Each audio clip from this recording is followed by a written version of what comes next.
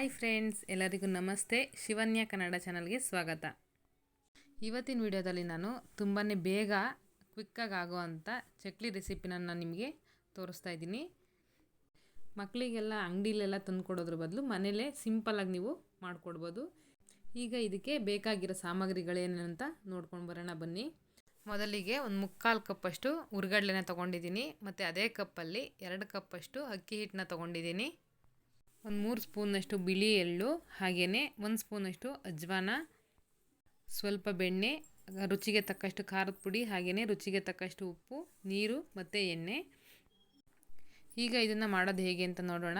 ಒಂದು ಬೌಲ್ಗೆ ನೀವು ಅಕ್ಕಿ ಹಿಟ್ಟನ್ನ ಹಾಕ್ಕೊಳ್ಳಿ. ಅದಾದಮೇಲೆ ಹುರ್ಗಡ್ಲೆನ ನುಣ್ಣಗೆ ರುಬ್ಕೊಂಡು ಅದನ್ನು ನೀವು ಮಿಕ್ಸ್ ಮಾಡ್ಕೊಳ್ಳಿ. ಅದಕ್ಕೆ ನಿಮ್ಗೆ ಎಷ್ಟು ಬೇಕೋ ಅಷ್ಟು ರುಚಿಗೆ ತಕ್ಕಷ್ಟು ಖಾರನ ಹಾಕ್ಕೊಳ್ಳಿ.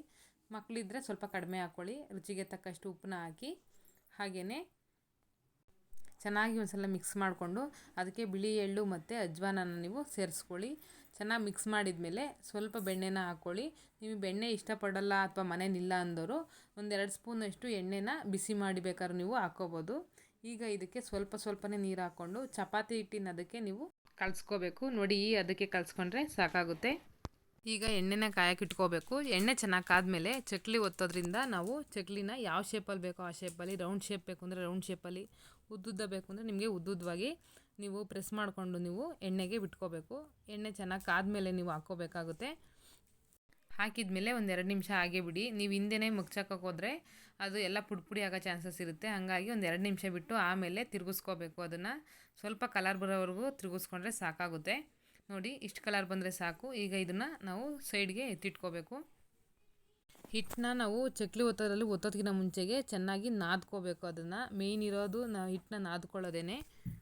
ಚೆನ್ನಾಗಿ ನಾದ್ಕೊಂಡ್ರೆ ನಿಮ್ಗೆ ಯಾವ ಶೇಪಲ್ಲಿ ಬೇಕಾದರೂ ನೀವು ಚಕ್ಲಿನ ಹಾಕ್ಕೋಬೋದು. ನೋಡಿ, ಎಷ್ಟು ಸಿಂಪಲ್ಲಾಗಿ ಮನೆಯಲ್ಲೇ ಮಾಡ್ಕೋಬೋದು, ಆರೋಗ್ಯವಾಗೂ ಇರುತ್ತೆ. ನೋಡಿ, ಇಷ್ಟು ಮಾಡಿದ್ರೆ ಸಾಕು. ಇಷ್ಟು ಕಲರ್ ಬಂದರೆ ಸಾಕು. ಯಾರಿಗೆಲ್ಲ ಈ ವಿಡಿಯೋ ಇಷ್ಟ ಆಯಿತು ಲೈಕ್ ಮಾಡಿ, ಶೇರ್ ಮಾಡಿ, ಹಾಗೆಯೇ ಕಮೆಂಟ್ ಮಾಡಿ ಅಂತ ಹೇಳ್ತಾ, ಇನ್ನೂ ನಮ್ಮ ಚಾನಲ್ನ ಯಾರೆಲ್ಲ ಸಬ್ಸ್ಕ್ರೈಬ್ ಮಾಡದೆ ನೋಡ್ತಾ ಇದ್ದೀರಾ ದಯವಿಟ್ಟು ಸಬ್ಸ್ಕ್ರೈಬ್ ಮಾಡಿ. Thank you.